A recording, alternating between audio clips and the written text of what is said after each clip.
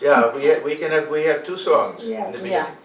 Mono Cholo Niketona, Yeah. then one, and then Devanina can sing one also. Okay, we can start with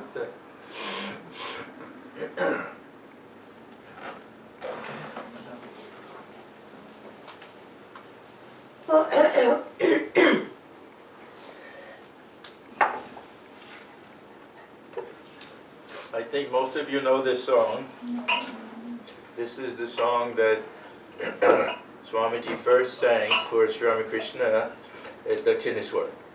They met once before, and Swamiji actually sang for him before at a devotee's house in Calcutta. But the first visit that we all know about at Dakshineswar, when Thakur took Swamiji out on the northern veranda and touched him and all of that, this was the song that he sang for Sri Ramakrishna that Thakur was so impressed with and everything. And Mono Cholo Nito Niketone, oh my mind, and dwell within your own abode. Don't go wandering here and there. About renunciation. This song is written by Ajudhanath Pakrashi. Oh, Yes. I don't know anything about it. Yeah, and Sur is Surat Mandlar Ekta. And this song is sang by many singers with different tune. But I will be singing the way Sri Kumar Chatterjee sang the song.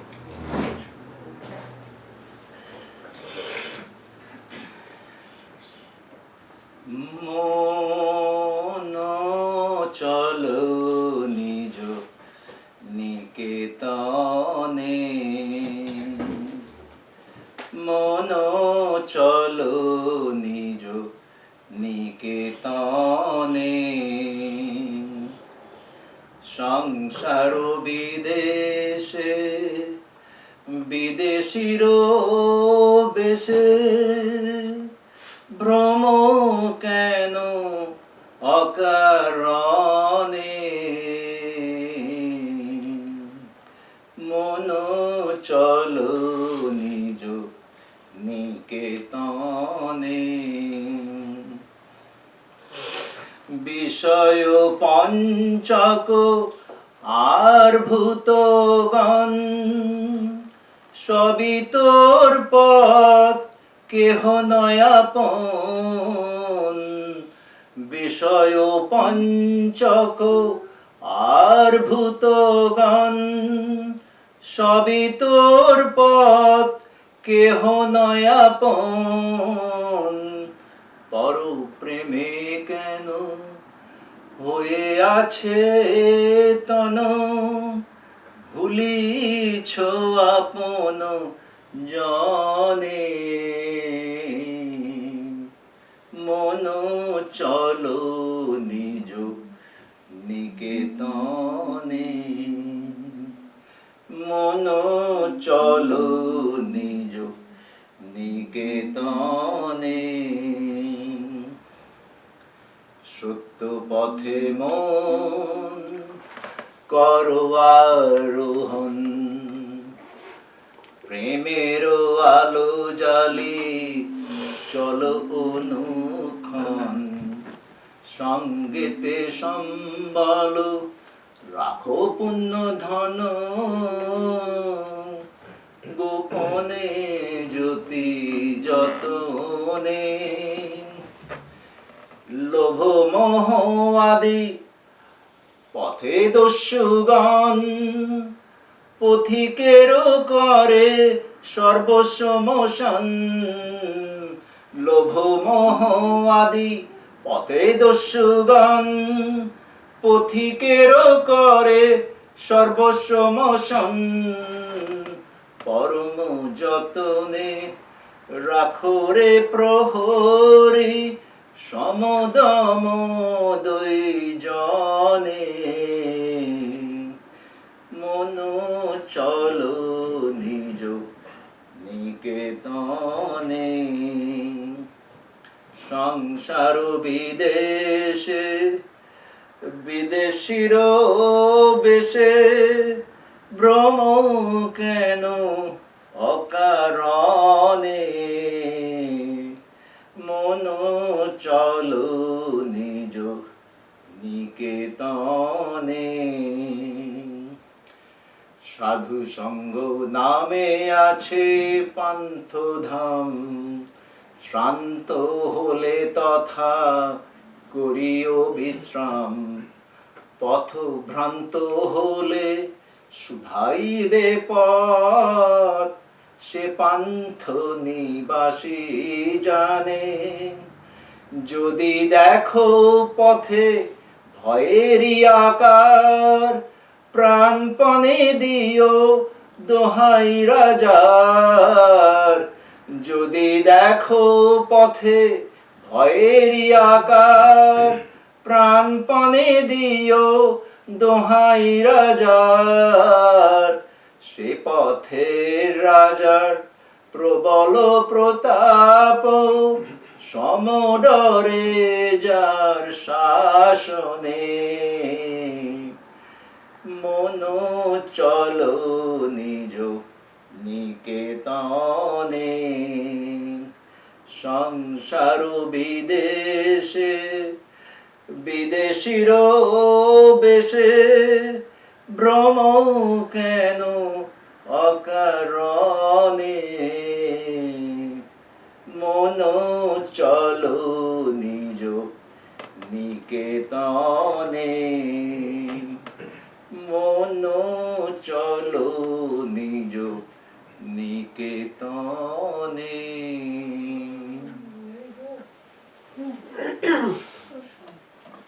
Yeah, this we wander aimlessly in this world, and why do we do it? Strangers dressed in a strange garb in a strange land. This is the strange garb, this human body, and this foreign country is this world of ours, and our real home is in God. It's a very beautiful song. Beautiful.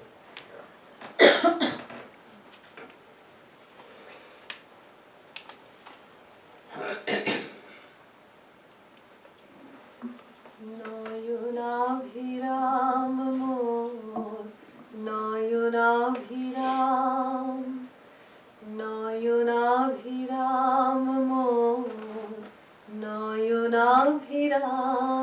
এসো রাম কৃষ্ণ মোর, নয়নাভিরাম। এসো যশোদা দুলাল তুমি, রঘুপতি রাম। নয়নাভিরাম মোর, নয়নাভিরাম। দক্ষিণেশ্বরে তব লীলা কি বা মনোহর, কভু শ্যামারূপ ধরো, কভু সাজ শঙ্কর। দক্ষিণেশ্বরে তব লীলা কি বা মনোহর, কভু শ্যামারূপ ধরো, কভু সাজ শঙ্কর। শ্রী রাধার ভাবে কভু কাঁদে তব অন্তর, শ্রী রাধার ভাবে কভু কাঁদে তব অন্তর। ধুলায় লুটায় বলো কোথা নব ঘনশ্যাম। নয়নাভিরাম মোর, নয়নাভিরাম। পঞ্চবটির মূলে জাহ্নবী কিনারায়, যেচে প্রেম বিলাইতে ডাকরে আয় আয়। পঞ্চবটির মূলে জাহ্নবী কিনারায়, যেচে প্রেম বিলাইতে ডাকরে আয় আয়। ভক্ত কুসুম যত আনিলে আপন সাথ, নন্দন কাননের সুন্দর পারিজাত। ভক্ত কুসুম যত আনিলে আপন সাজ নন্দন কাননের সুন্দর পারিজাত সে কুসুমে ভরে সাজি আপনি পূজারি সাজি সে কুসুমে ভরে সাজি আপনি পূজারি সাজি করিলে আপন পূজা ধরি মুখে নিজ নাম নয়নাভিরাম মোর নয়নাভিরাম এসো রাম কৃষ্ণ মোর নয়নাভিরাম এসো যশোদা দুলাল তুমি রঘুপতি রাম নয়নাভিরাম মোর নয়নাভিরাম.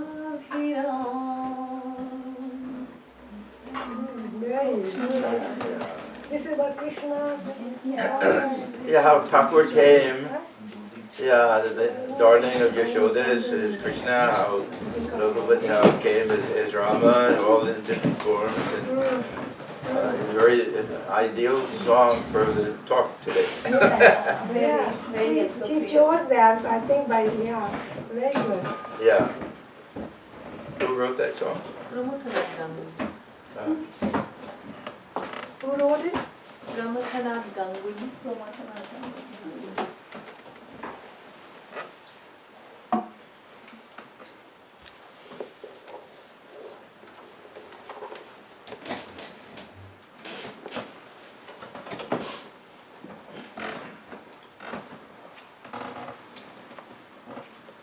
So it's nice to be here again. Thank you for inviting me. Usha Ben had a very nice idea about what the topic of the weekend program should be, because we're right in the middle of the last big puja was Janmashtami, the birthday of Sri Krishna, and next big puja will be Durga Puja. So I'll start with something about Krishna, and then tomorrow we'll finish with something about the Divine Mother. And Sri Ramakrishna we see him in different lights, of course. One, we'll see that he's gives us such a beautiful blueprint for the worship of Sri Krishna, and also he allows us to be, for us to worship him as Sri Krishna. So we'll find both of these things, and we'll also find that the teachings of Sri Krishna with regard to devotion and everything, or will be the same teachings that we have with Sri Ramakrishna. And as well as, of course, the Gita. The teachings that we find in the Gita are perhaps the best introduction to the teachings of Sri Ramakrishna. He was really the embodiment of the teachings of the Gita. Swami Atmajnanananda, whom I've spoken of very often, mentioned him, disciple of Holy Mother and one of the great luminaries of our order and a great poet and songwriter. He jokingly said that there's a very good Bengali translation of Gita. And they would ask, oh, what is that translation? And he would say, Kotamrita. The Gospel of Sri Ramakrishna. Very nice. Yeah. So we can say the Bengali version. Very true, Yeah. Because we find the same harmony of the different spiritual paths and everything. So, That's true. yeah. That is true, It's yeah. a very beautiful statement that way. Yeah. So, I thought I would start with this Sri Krishna and this path of devotion. Now we find several interesting things. One is that Sri Krishna himself, to me, does not represent the ideal of this devotional path. We don't find him going into ecstasy and singing and dancing and bhava and samadhi and all of that, everything is Radha. She's the ideal. It's because everything is the worshipper of Krishna. The worshipper is greater than the object of worship, in this case, we can say.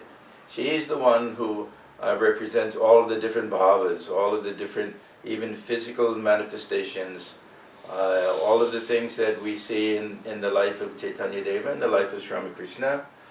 How the Brahmani, when she came, she recognized that these were signs of high spirituality because these are the things that were recorded in the Bhagavata and other scriptures about Radha, not about Krishna.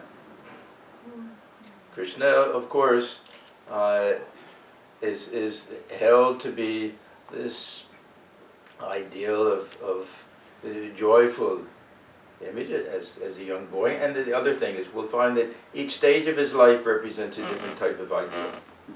And even different places of India will worship Krishna differently. It's remarkable how there will be some who will worship him only as the small child. We'll have the worshippers of Gopal, and then as Govinda is the young boy, and then the Sri Krishna of Gita, and then Sri Krishna of Dwaraka, and his wife is Rukmini. We'll have all these different versions that way. So it's not so much that Sri Krishna himself that we see this tremendous manifestation of devotion, but we see him as the object of devotion, and we see this manifestation of devotion more in the life of Radha. But we have the wonderful teachings about devotion given in the Gita, along with all of the other beautiful teachings of the Gita. So I want to talk a little bit about this devotional ideal that we find in this Krishna Leela, in this play, which of course involves this idea of avatar, divine incarnation, one of the most important ideas, and Sri Krishna as the object of devotion, representing the different aspects of God. You can be ultimately, we can take all of these things in a symbolic way. We don't have to ask any of these historical questions. Did he actually live? Did he actually say these things, do all of these things? These are very secondary. A very beautiful statement that Sri Ramakrishna made to Keshav and the Brahmos once, because they didn't care for any of this stuff. They didn't like these very highly devotional things, personal God and ecstasy and all of that. They didn't like this Madhur Bhava and with Krishna, Radha, all of that. So he said, you don't have to accept this Radha Krishna business, but accept the attraction that Sri Krishna had for Radha and that love that she had for him. That we're trying to emulate that. Doesn't matter if it's sheer poetry or if it's based on the actual Leela that took place in Vrindavan many years ago. It doesn't make any difference. We're trying to catch that spirit. So this was his idea. Sri Ramakrishna also said to the same thing to Vivekananda also. Yeah. Yeah. He was present then, also to him and to the Brahmos and everything. Swamiji was really unusual. As much as we find him apparently the great jnani, it's very interesting, and during the Bharanu days, we read this at the very end of the Gospel. There was a reading from the Chaitanya Charitamrita, the life of Chaitanya, highly devotional, and some of the other brothers were even making fun of it and laughing. And he scolded all of them. So he was the one who defended this highly devotional, spiritual path. He said, you're spoiling such a good thing. So Swamiji was far broader, even when he was young. Of course, as he grew, he became more and more devotional and everything. But even when he was young, he was much broader in his outlook than sometimes we may give him credit for even.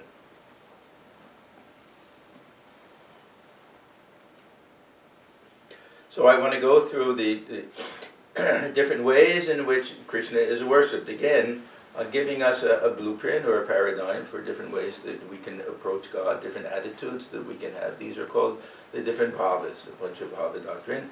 And Sri Ramakrishna practiced all of them and achieved perfection in all of these different spiritual paths and different spiritual attitudes. We have to remember that he was born and grew up in a Vaishnava family. They were worshippers of Rama. So this was something that was ingrained in him from a very young age. They weren't worshippers of Krishna, not that they were sectarian in any way. They were a very open-minded family. Actually, if you see the shrine that they had in the old days, the Divine Mother is represented by Shitala, which is more of a village deity, but anyhow we can say Divine Mother. And then Rama is represented, so the Vaishnava tradition is there with Raghuveer. And then we have the Shiva Lingam that Thakur's father brought back from Rameshwaram. So they were very, very liberal and open-minded. And those who are devotees of Rama, automatically they have devotion for Shiva, and automatically they have devotion for Divine Mother, because Rama also worshipped Durga and everything. So it was very liberal in that way. But nevertheless, they did have this Vaishnava tradition, so he was very, very comfortable within that. It's actually the Shakta tradition, worship of the Divine Mother, that was a little bit something new in his life after he came to Dakshineshwar. But even that, see, there were some in those days, some sectarian villages, almost all the Vaishnavas. His village was a very open type of village that way.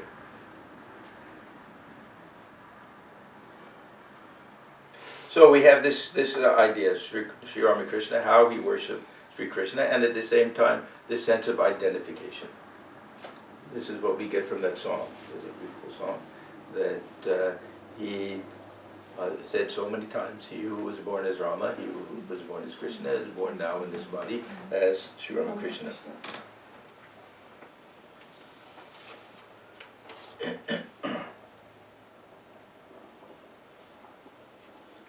The doctrine of the Panchabhava, the doctrine of the 5 different attitudes, is based on this idea that each and every one of us has our own particular swabhava. We have our own nature.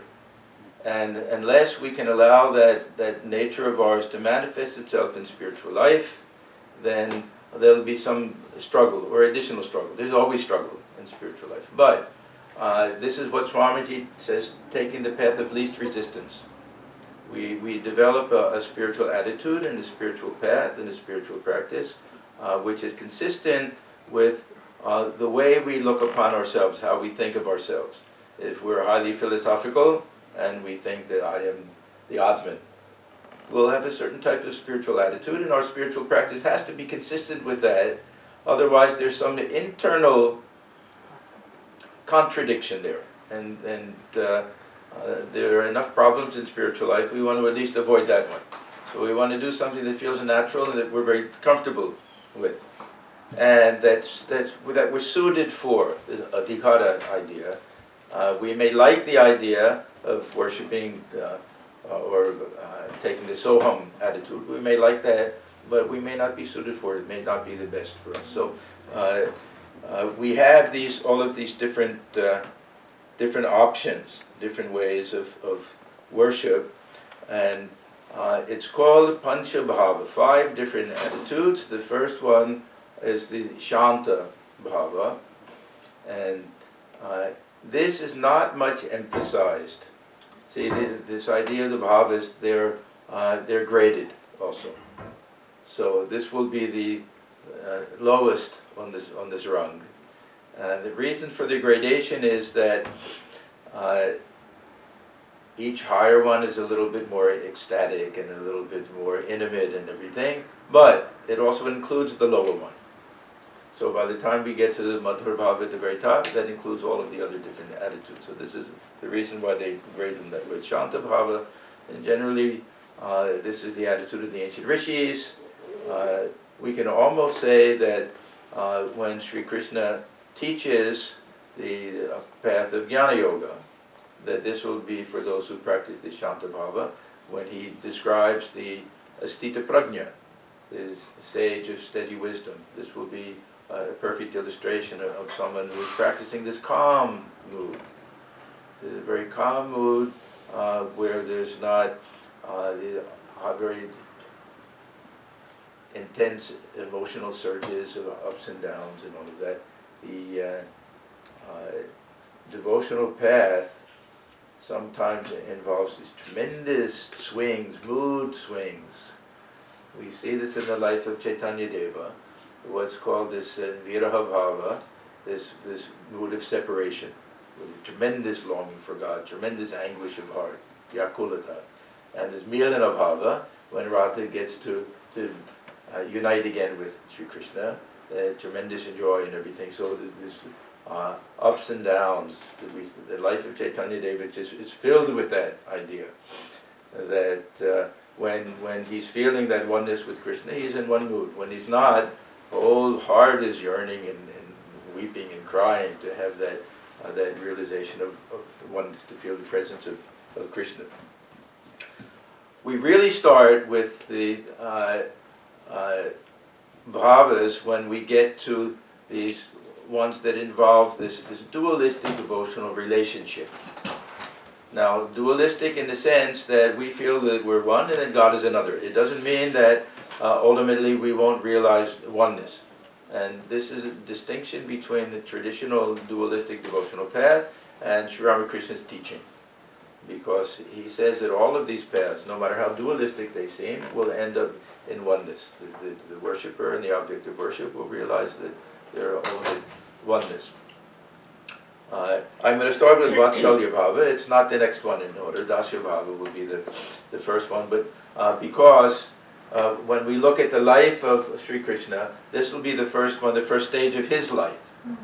The first stage of his life is when he's a very small child, infant, but a little bit older than an infant, we can say, at that age where he becomes a dushtu chali, where he's very mischievous, where he plays tricks and everything. Lord Krishna. Yeah, Lord Krishna, where we see him, that image where he's reaching out with his ball and playing like that. And, I won't go into it here, but this story of Gopalarma is so fascinating. How this image of this Balakrishna, this child, Krishna, came alive for her. We'll see the same thing with this Ramlala in the life of Sri Ramakrishna. So it's an actual image that this Jatadhari, this Rambhakta brought to Dakshineshwar. It's a small little image, probably brass or something, of baby Rama. Generally it's a baby Krishna, but in this case Sri Ramakrishna, he told this sadhu, look, this baby Rama of yours, he seems to like me. Now we don't understand any of this. What in the world can this possibly mean? And he wants to stay with me. He keeps coming to me. Can I keep him for some time? So what could he say? So, and it's the same thing with Gopalarma. That somehow this baby Gopala became alive and would tease her and play with her. She wanted to do her japa, he wouldn't let her. Now, all of this taking place within the mind, no one else will see it, of course. Is it real? Is it imagination? We can only say that it's beyond our understanding, and that it gave her such joy that we have to say there's something real about it. Sri Ramakrishna, he was a kind of a joker in some ways. He would put people together just for fun. So he'd say, Naren, oh, you go talk to this Gopalarma. Yeah, because, what is he going to do? He's going to say, oh, this is a higher self within, and then she'll look at him like he's a madman. So they had a little discussion, and then Thakur said to him, oh, what did you say to her? And he said, what could I say, in the face of such devotion and everything? How to deny how real this is? And then she said to him, my child, I'm an ignorant woman, I don't know anything, I just know my Gopal, Gopal plays with me and he accompanies me everywhere and he climbs on my shoulder and my back and everything and doesn't allow me to do anything. So what can anybody say in the face of that? So anyhow, this Vatsalya Bhava, this is based on this idea that the devotee has a maternal nature. Now, maternal nature doesn't mean just women. There are men who also have this nurturing side. But generally the paradigm is for a woman because we have Yashoda, the mother, the actually foster mother, but the one who raised the baby Gopal. So the most important aspect of this is that God becomes very small, very approachable. There's no fear involved. It's a very sweet relationship. But it's the importance lies in the attitude of the devotee. This is the very distinctive and unique feature of all of these bhavas. That, at least to me, it's more important what conception we have of ourselves than what conception we have of God. Say, and this is of course, in a whole different tradition, but with Sri Ramakrishna, it was so natural for him to think of himself as a young boy, as a child, that naturally he would like to worship God as mother. It's not that he thought that God is mother and he had to try to think of himself as a small child. It was natural to him. So for those who have this tremendous love for small children and everything, and when they sit for meditation, if they have their own child, if that comes to mind, then Sri Ramakrishna would say, okay, then look upon your own child as Gopala. So this is another way of doing it. Worshipping one's own child as the baby Krishna. But we see those who have this type of spiritual attitude. Is very common in some parts of North and West India. The Pushti Marg, Vallabhacharya, where whole day will be spent in dressing this Gopal and feeding it and bathing it and all of that. Temple doors keep opening and closing and putting him to rest and everything. So the mother of the household, every thought of the day is about this baby Gopal.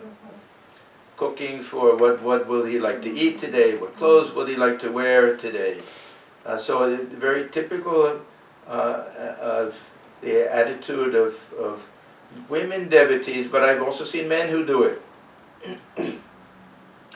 Just as with this Shakta ideal, very typical of men to worship God as mother, but women can also do it. So it's not a biological gender thing. It's a question of do we have more of this nurturing attitude, and do we like to have that feeling? So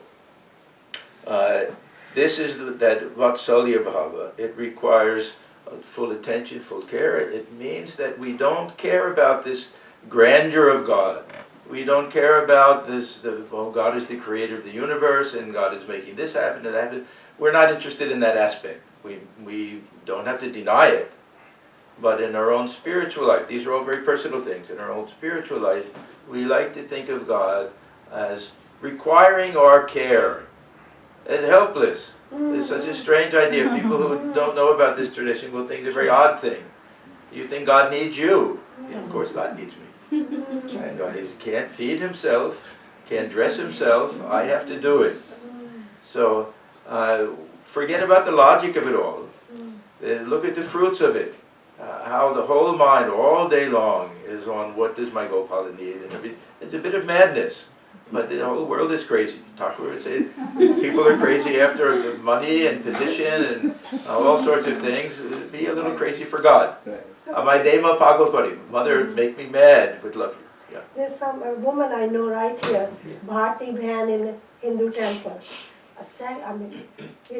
We just give a prasad and she just one bite at a time to Gopala and sits there for Gopala to chew. Yeah. And then all day her day is, and she's so, dedicated. She's really, I know you can tell from her face how devotional it is. Yeah. So I know that woman very closely. Yeah. Now there's a negative side to all of this also. What is that? Fanaticism may come. This No, is I think. but doesn't have to, and if it Yeah. doesn't, then you know it's really But genuine, knowing really how it genuine is thing. very, very Yeah. much Very, devotion. very calm. Very Yes. calm, very Yeah. devotion, yes. Yeah. And, yeah. Okay, so this is Vatsalya. Now, Sri Krishna gets a little bit older, right? And he becomes the cowherd boy. Every day he takes the cows out. Now we have this Sakya Bhava with his friends. Now the nice thing about this is that there's this equality thing. God is not higher, not lower, doesn't really require us, we don't require him, but we enjoy the presence of God. So this Sakya Bhava, we have the paradigm of these companions of Sri Krishna, these cowherd boys. They would go out in the field and all of that. So this is another type of relationship that we find. Sri Ramakrishna, we don't know specifically when and how he practiced this, but Swami Sharadananda, the great master, says that he practiced all of these different bhavas. So where and how he did this one specifically, we can't really say. There's a very interesting incident in the life of Swami Vivekananda. How did he worship Sri Ramakrishna? How did he think of him? What attitude did he take towards Sri Ramakrishna? We can say that his guru, and so we can say Dasya Bhava, that he looks upon Sri Ramakrishna as his master. He's his servant of Sri Ramakrishna. Certainly true, there's no question that it's true. But deep within his heart, what was his attitude? Swamiji one day at Baranagar told them all that today I'll do puja. I think of Baranagar Mutt, may have been at Nilambar Babu's garden house, but anyhow. So they said, okay. Now, typically in India, when the food offering is done, everyone else leaves, or they put a curtain up, something like that. So Swamiji is there alone, offering food to Sri Ramakrishna, and he says, come my friend. Oh. Yes, yeah. And then one of his, Swami Shuddhananda maybe, I have this someplace, said that this was Swamiji's attitude, that,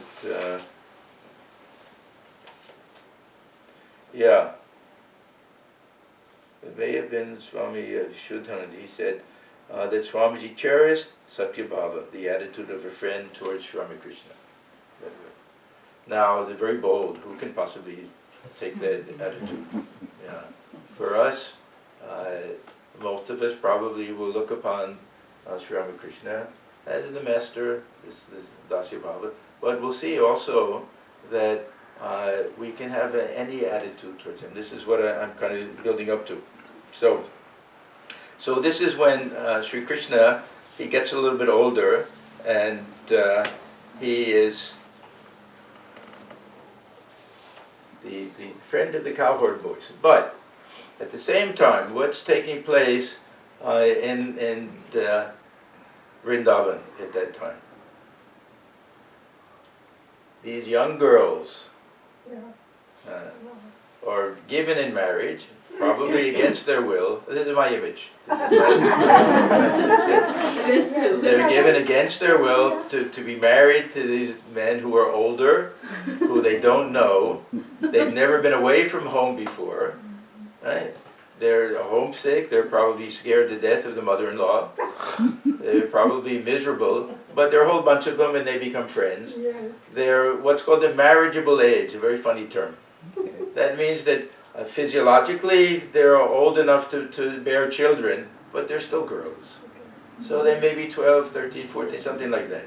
These young girls there, homesick, but they find this young boy very handsome, and he plays the flute, and he goes out, and all the other boys, look upon him as their leader and everything, and they just feel this tremendous attraction. So they sneak out of the house whenever they can, whenever other people are sleeping, or even at nighttime. They'll sneak out and they'll go and they'll sing and dance with him, and he'll play tricks on them and everything. And this is what's called the Madhura Bhava. And this is that attitude of tremendous love that one feels for the beloved. And it becomes a bit of an erotic thing in poetry, and of course it gets degenerated in some traditions, but for Sri Ramakrishna, it is a very pure type of love, because they're still children, really. You know, that same age.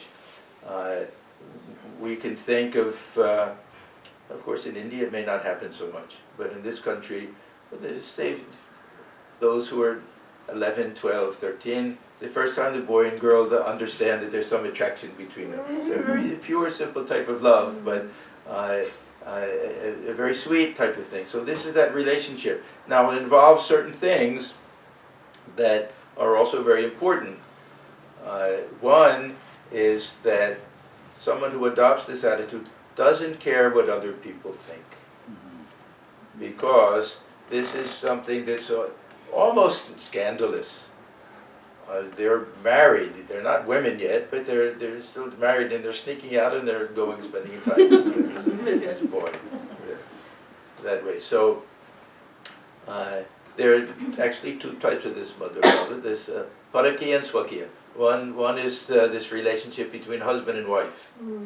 The relationship between husband and wife is a very high thing, but the relationship between the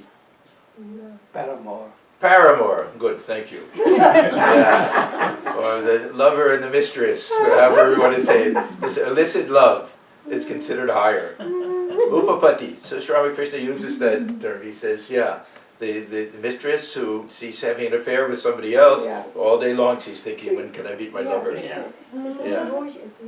So it's a very funny type of thing. We take something that society thinks is a horrible thing, and yet it's held up as a very high example of this spiritual attitude. So this is the attitude of the gopis. So those who like this feeling of that God is the most beloved, in any possible sense, then this is that Madhur Bhava. Then Sri Krishna, he has to leave Vrindavan, he goes to Mathura, and we have all of these stories how the gopis are holding onto the wheels of the chariot, trying to keep her from going, and how they're weeping and everything. But he goes, and then of course we have this phase of his life where he's the charioteer. We have Mahabharata. Everything switches. We go actually the first stage. Everything is from Bhagavata. Bhagavata Purana, very, very important for the Vaishnavas. Then we get the Mahabharata, a whole different Krishna. Now he's very bold and strong, and the fearless teacher of Dharma, and all of the teachings we get in the Gita. We can say on some level this will correspond to the Shanta Bhava, although this Sri Krishna is not worshipped that much in this phase of his life, we can say. There is a very famous Parthasarathi temple in South India. I don't know much about it, but Swamiji gave a very famous speech there. When he came back from his first trip in the West, so many people came that they had to do it outside and standing up, and there was such tremendous noise and everything, he couldn't finish the speech, but he gives a very famous talk about, he mentions this Parthasarathi temple there. I don't know, somewhere in Tamil Nadu probably. But other than that, this isn't considered an important part of his life in terms of this worship relationship. In terms of the teaching, this is the most important. For those of us who like this Vedanta philosophy and everything, the teaching of the Gita are just so inspired and inspiring. So a very tremendous type of thing. He was a master politician. Who? Krishna. Krishna. Yeah, I won't go into all of that. He could be a little sneaky. He could tell, that kind of half lie. He could do all sorts of things. Yeah. But nobody's worshipping him on that aspect. No, with the Gita, if we stick to the Gita, we don't have to worry about anything. So let me just mention the great importance of this idea of aropa. This is a term that Sri Ramakrishna uses all of the time. Arop kote hobe. You have to superimpose, play a role, this role acting kind of thing. Role playing. Yeah, role playing. That the emphasis is more on this. This is a very interesting part. As I was saying, that say if one wants to worship Rama, and this is the essence of the Dasya Bhava, really. That all of the others have a paradigm involving Krishna. The Dasya Bhava, the paradigm is almost always involving Hanuman and Rama. So this Dasya Bhava, if one wants to take that spiritual attitude, then the way that it's done is not by fixing the mind on Rama, by fixing the mind on Hanuman. Yes. So we see when we get to the sadhana period of Sri Ramakrishna's life, that he understood this very well. And so and this was his first real sadhana. His worship of Mother Kali was just all over the place. There was no real tradition. There was nothing that it was just off the map. That it was just this tremendous longing of his heart, this tremendous anguish that he couldn't live another second without the vision of Mother Kali. So it didn't require a real guru. It didn't require any initiation, any mantra. It didn't require anything. But after that, he became a little bit more regimented. And one by one, not that he chose to, one by one, because different teachers came and different things presented themselves to him, he practiced these different bhavas. So he went through all of the Vaishnava bhavas. After that, a 180-degree turn from worship of Divine Mother to thinking of himself as Hanuman. How it could happen in his life is something remarkable. But Swamiji, excuse me for interrupting. Although he worshipped, he wanted to have the vision of Rama, and so he worshipped him as a Hanuman. So he was doing everything as Hanuman. This is exactly what I'm saying. Yeah. This is my point. Well, let me finish. This is my whole point. So what he did was his whole mind is fixed on Hanuman. He had to become Hanuman. This is the whole point. He had to become Hanuman if he wanted to worship Rama. This is the whole point of this whole Vaishnava tradition, that in order to become divine, we have to worship the divine, we have to become divine. This is something we do in puja. In the Vaishnava tradition, in order to worship God in a certain form, we have to become the paradigm of the worshipper. So he had to first, the whole mind is fixed on Hanuman. So what does he do? He jumps from place to place, he climbs trees, he eats bananas, he ties his claws so there's a tail hanging in back. Of course everyone thought he was mad and everything. But he had to do all of these things. But what is his first vision? Sita. It's not Rama, it's Sita, who is also the other ideal worshipper of Rama. And this was the first vision that he had, he says, with eyes open. Now this is interesting because he had two different types of visions. One, of course, he's in ecstasy. He goes in deep into some state of bhava, so bhava samadhi, and who knows what's taking place, and that's all the visions and everything. But the other type is where he sees everything. He says, I was in Panchavati, and I saw the trees and Ganga and buildings, everything. I'm seeing everything, and there's this woman, this majestic-looking woman, beautiful, starts walking towards me. I'm wondering, where did she come from? Who is she and everything? And he said, suddenly I saw a monkey jump out of a tree and fall at her feet and roll on the ground in front of her. And then he said, so this is Hanuman has come to fall at the feet of Sita. This is Sita. And so then that was his first vision, and then later it'll be Rama. So the first one is of Sita. So we have kind of a double. First he has to become one with Hanuman, and then he becomes one with Sita, because most of his visions that he would feel that divine presence merged within his body that way. So this is how we practice this Vatsalya, So the Dasya Bhava. Monkey could be Hanuman then? Yeah. Monkey, yeah. So the monkey is Hanuman. Yeah, the Hanuman, Ram and At least in Sita. his own mind. So that's how he recognized her. And you know that he noticed that she had certain Yeah, yes, bangles. yes. That's a whole different story. Yeah, But he noticed that she had bangles that had a diamond pattern, yes. a diamond cut, they call it. So when he had the bangles made for Holy Mother, he had them made the same way. Because he looked upon her as Sita, he looked upon her as everybody, as Saraswati, as Durga, as Kali, everything, but that special thing. And he used to say that she's in exile in the Nahabad, the way the Sita was in Lanka. So, we find the same thing with Madhura Bhava. How did Sri Ramakrishna practice that? He had to become Radha. He had to become Radha, and he did everything literally. So that meant that he would dress like her and put on jewelry and all of that. And most of the jewelry that Holy Mother wore, aside from the bangles that he had made, were things that Mathur Babu gave to Sri Ramakrishna during that period when he was actually living in Jan Bazar in their home, ancestral home. After he finished with that, he never went back to that attitude wearing women's clothes or anything like that. So he gave Holy Mother. And she liked jewelry.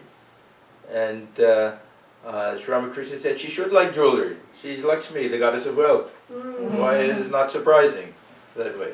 So they had that interesting relationship. So the Madhura Bhava. So that Sri Ramakrishna practiced that he began to meditate and try to feel that oneness with Radha.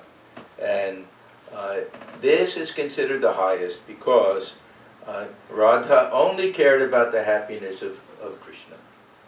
She was unique. All of the gopis, Sri Ramakrishna used to say that there were three different attitudes that they had. The lowest attitude was that I want to make him happy. I want to be the one who serves him, all of that. Even if it means that my service isn't as good as somebody else's, it doesn't matter. I want to be the one who does it.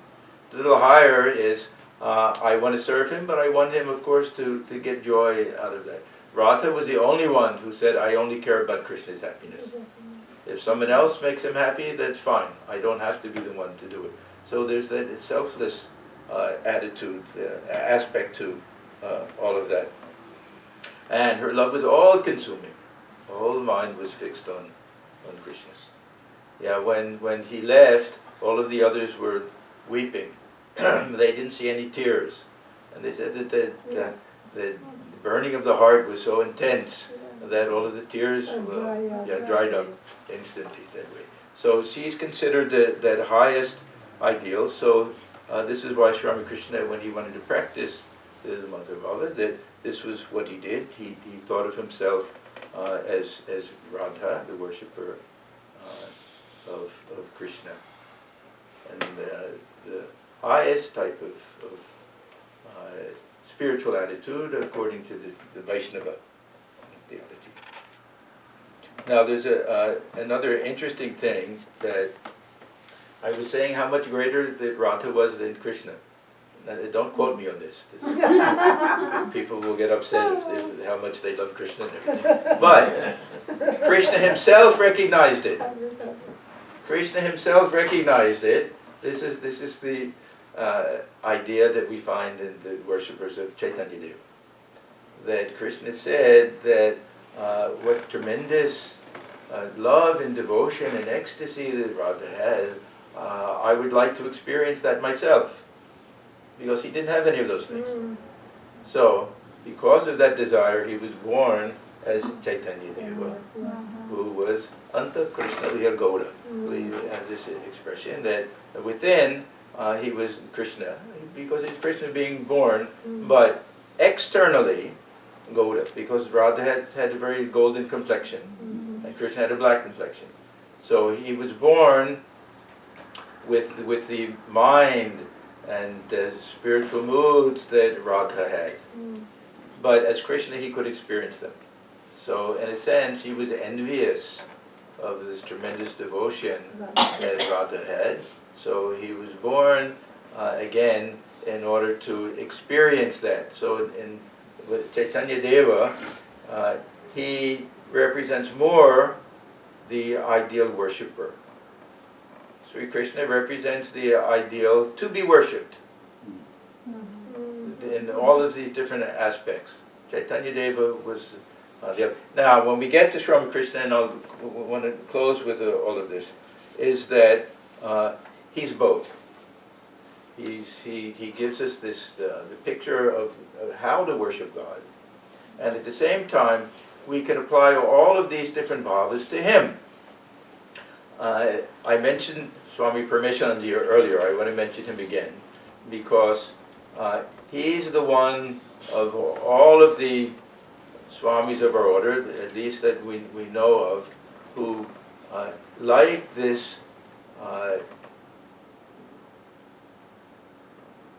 idea of worshipping Sri Ramakrishna as a young boy. So we can say really the Sakya Bhava. And he used to say, I was going to ask you to sing that song, I forgot. This, you can do it at the end. This Kamar Pukur. This, yeah. Yeah. That he liked it, and he would write in his letters. I was trying to find this letter, I couldn't find it. It was a beautiful letter. He says, try to picture this young boy, Godai. Yeah, playing with his friends in the mango grove and teaching them all the parts of the plays that they would put on and everything, and how his friends love him and they come and they want to stroke his body and everything. The sweet young boy running away from school and you know, naughty and everything. So we can think of Sri Ramakrishna that way.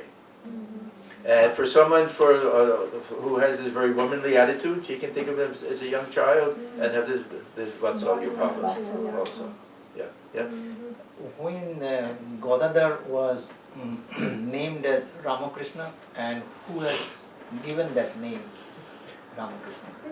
This was for many years, people thought that Totopuri gave him that name, but the latest, and it's not very recent, probably within the past 30 years, it's more or less accepted or understood or thought that this was a name given to him as a child, because his brothers Ram Kumar and Rameshwara, and they were, you know, Ram Bhaktas, that probably he was given that name, but it wasn't used, because many names aren't used. And you know that. Swamiji's name was Vireshwar. It was never used. He was called Bile, which is close to that, but he was always called Naren. So now it's more or less accepted. We kind of assume that probably he was given that name at birth by his father. His father named the son Parameshwar right after he came back from pilgrimage to Rameshwaram.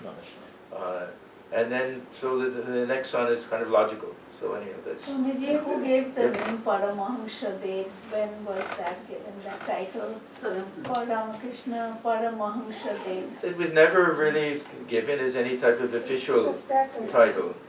Yeah, I don't know who first started using that. A lot of things we don't know exactly. Say this idea of Maharaj. That was never used in the beginning. It's, say, now we'll talk about Bodhan Maharaj, Ram Gopal Maharaj, all these different Maharajas and everything. They used to say Babu in the beginning, not in Babu. And then I think it was Swami Atmajnanananda, traveling in the north, that he brought back, he said, no, the tradition is to say Maharaj. So we don't know exactly, or I don't know it. Different people call him, some people will say Paramahamsa Maharaj, some people would say Ramakrishna, and like this. He was generally referred to as Mahashaya. Mahasha. Yes, sir. That if you read it in the Gospel of Sri Ramakrishna, generally he was referred to it in English, he'll say, yeah. Mahasha. Yeah. Mahasha. That is the Bengali way. Babu and Mahasha both are Bengali. Like Usually used sir. in Bengal. But he was never called Prabhu. No, Babu. No. He didn't like Babu, he that. was never called Babu. No, not He's in always, yeah, and some of the others, Babu. if they came from outside of Bengal, they may have said something else. But even Thakur, he wasn't generally addressed as Thakur, he was referred to as Thakur. In direct address, it was generally Mahashoy. Yeah. Lot of time the priest is called Thakur. Yes. He may not be Thakur that may be the much- cook Right. also. Yeah. Bengalis, yeah, so it'll be the Brahmin cook or the Brahmin priest. That way. Maharaj, how do you worship Thakur? Me?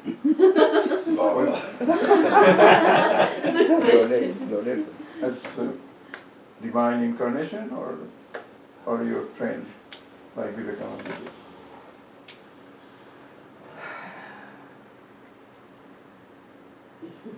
He called him old man sometimes. That's very so- personal, the way Yeah. you feel about Thakur. Yeah. Yeah. Somebody will feel like a Dasya, somebody Yeah. will feel like I'm the son or daughter of Thakur, somebody will feel, like Gopal's this thing. So everything is personal to each other. Yes. Yeah. These are hard to say. We have this Tvameva Mata, Tvam Pita Tvameva. So as a mother and father both, Yeah. you can say as a servant also, all of these things. I don't dare think of him as my friend. But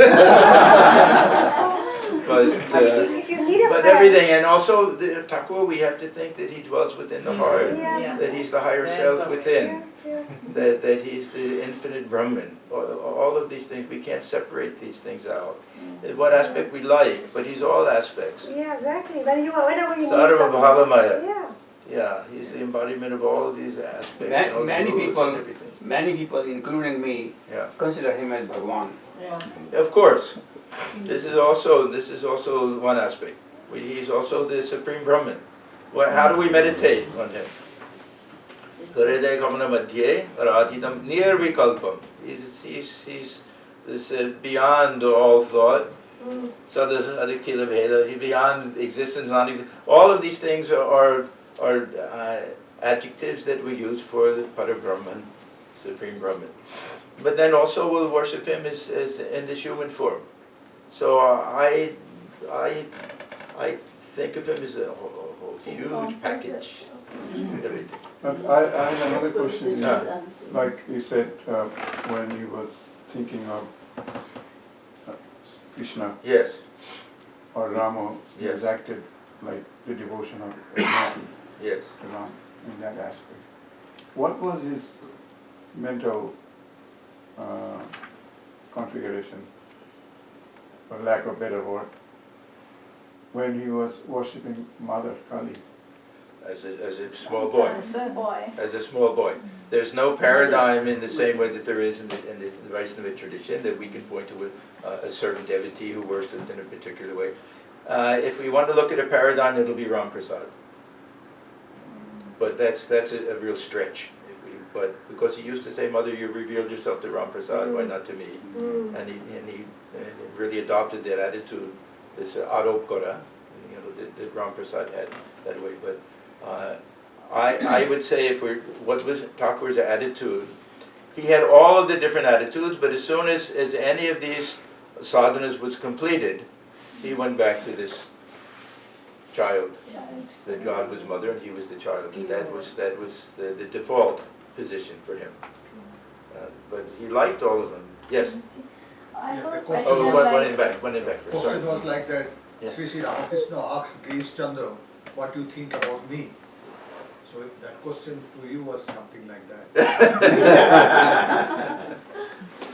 Yes. Swamiji, I'm reading a book in which the first chapter says Ramakrishna as Gadadhar, Ramakrishna as Shiv, Ramakrishna as Yes. Krishna. Yes. So All the this- ways that we can worship Sri Ramakrishna. Then when one day he asked somebody that, who do you think I am?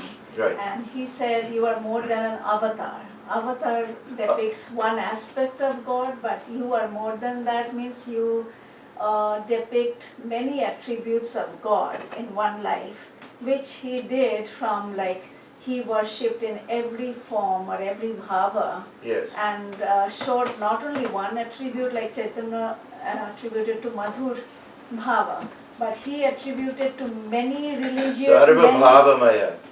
Yeah, we have this, that he's the embodiment of all of these all different. this. This was his greatness. So he can we Yes, yeah. depict him as God himself, not an avatar. There's a history to all of this. There are two things. One is from the Bhagavata Purana, that it goes through a whole list of the avatars, but doesn't mention the name of Krishna. He's not considered one of the avatars. It'll list 10, then it'll list 24, then it'll say Asankhya. That there are infinite, numberless avatars. Then, very famously, Krishna's tu Bhagavan Swayam. But Krishna is the Lord himself. So, according to this, those who are real, very staunch worshippers of Krishna, one school, they'll say that Krishna is the source of all avatars. He's not an avatar himself. They'll identify him with Bhagavan. They'll make a distinction. Otherwise, we don't make a distinction. He's one of the 10 or whatever. But they'll say he's that. Now, the historical parallel is when the Brahmani brought all of the pundits of the day to examine Sri Ramakrishna. And she wanted to prove that he was an avatar. So they all agreed. Then one came late. I don't remember if it was Gaudi or Vaishnava, one of them, may have been Vaishnava, came late. And when he heard all of the evidence, he said that their evaluation is not high enough, that he's the source of all avatars. That meant that he was identifying him with Krishna himself, who was Bhagavan Swayam. So there's a little kind of theological distinction also. We don't pay too much attention to these things. Each avatar is Bhagavan Swayam, is the Lord himself. That way. This avatar idea from the Puranas is one thing, from Gita is another thing. In Gita, there's no, that in every age that there'll be some special manifestation, and there'll be this continuity. But in the life of Sri Ramakrishna, we find that there's nothing one-sided. So this is his specialty. So yeah, I think definitely that's his greatness, that he embodied all of these different moods and can be worshipped in all of these different ways. This is the other point that I'm trying to make. That for those with a very maternal attitude, they can worship him as a small child. Even in Christianity, we have these two versions. We have the Christ as the teacher of the Gospels, and we have the baby Jesus, Madonna and child. So the Vatsalya Bhava is there a little bit. Okay, I think we can stop here. Swamiji, Yeah. Swami Sarvadevananda ji has sent me an email, which you know about Durga, reciting Yes, Durga's name. yes. So if you pronounce that. There's a tradition that was started many years ago. Actually, I think this was started by Swami Swahanandaji when he was in India. Even I don't know if it goes back to his Madras days or from Delhi, but people will pledge to repeat Jai Sri Durga a certain number of times. Those who really don't like that can repeat their mantra. Yeah, but in later years he actually preferred that. Let them do Jai Sri Durga. They'll pledge a certain amount that will be recited during the 10 days. The 20th to 30th. So the Navaratri period. And it's to be done in addition to your regular spiritual practice, not in place of, and it's not something that while you're driving you can do. It takes a little extra time and sit in your shrine or whatever you do, and repeat that. Try to do the fixed amount each day. If you miss one day, then make it up the next day, something like that. Keep track of the number. Try to pledge a certain number and meet that pledge. And then at the end, it's all added up. And if it comes to, I think, 100,000, it's considered equal to one whole Durga Puja. That way. So we all do it. At our center, we do it. All of the branch centers connected with the Southern California.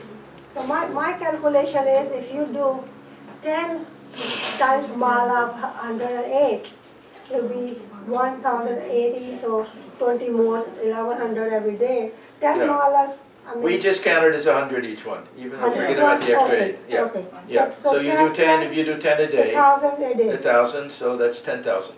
Yeah, in 10 days. In 10 Yeah, 10 days. days, yeah. So that's 10,000. Yeah. If you get 10 people to do that, that's 100,000. So we can pledge all. So yeah, so you should come and have a list. Yes. That people sign up or do an Yes. email list or something, Yeah. Peter? You can do that? Yeah. Yeah. You to send it out with everybody. all the instructions and everything. Yeah. Yes. Swamiji, Yes. in many places, usually they make an arrangement like you can come and visit the center and the people can sit down and do the japa. Yeah, of course. That'll be nice if those who want to come here and do it. Yeah, but, Yeah, if but we you'll can have to- schedule a time Yeah. and whoever wants to come and Yes. join it, that Yeah. might be. And there's also this Sandhi Puja period. It's Yeah. 48 minutes. And I don't know exactly when it is. This is the period when Ashtami goes to Navami. And it's considered the most auspicious period of Durga Puja. And the Southern California centers, in Hollywood at least, in Trabuco we did it, everyone will sit together and repeat out loud Jai Sri Durga for that 48-minute period. So depending on what time, sometimes it's the middle of the night, depending on what exact time it is here, if you want, you can think about doing that also. Everyone can come here. But yeah, if people want to do that sitting in the shrine, that's a wonderful idea. Then just let the board members, whoever's in charge of these things, come up with some plan, what time people should do it, if it should be Arati time or something. But yeah, that's a nice idea, otherwise you can do it at home. Yeah, it's just a suggestion on the Durga It's Puja a nice day, we are all suggestion. getting together, maybe we Yeah, should very nice arrange suggestion. something. Every day of Fun, Navaratri, fun. yeah, of course, it's a very nice suggestion. Swamiji, Yeah. we are going to do something different. If you like the idea, you see, it gets too crowded there. Okay. For chanting, if we can do bhog right here and then we mix everything. Very good. Okay. So what do you want? Just do one more. Yeah. Om Brahmavir Brahmano Brahmanahutam Brahmayevadena Gantavayam Brahmavarmasamadhyana Hari Om Tatsat Om Shanti Shanti Shanti. Thank you, Swamiji. Tomorrow be 11 o'clock again. Mango garden. Whichever one, doesn't matter. Whichever one you like best.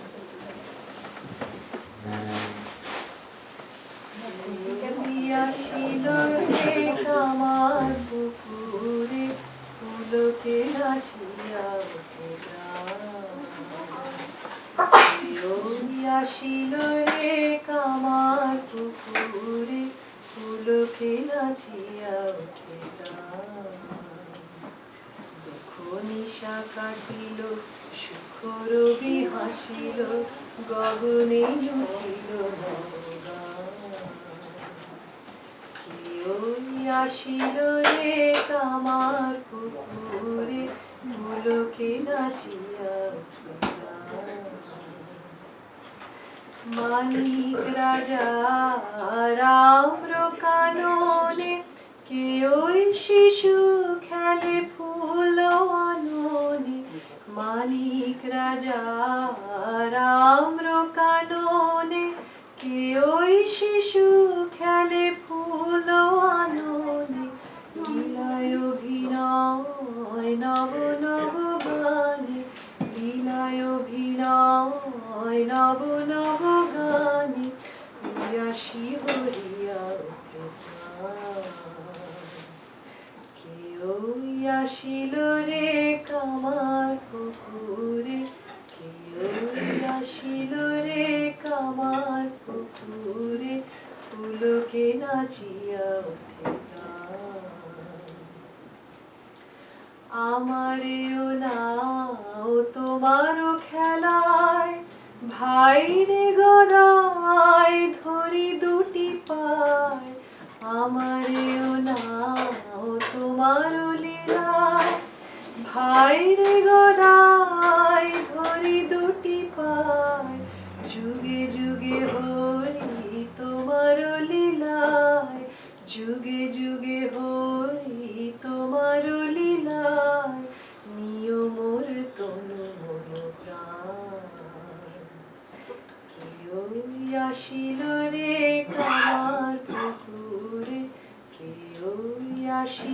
রে কামার পুকুরে পুলকে নাচিয়া ওঠে প্রাণ দুঃখ নিশা কাটিল সুখ রবি হাসিল গগনে উঠিল নবগান কেউই আসিল রে কামার পুকুরে কেউই আসিল রে কামার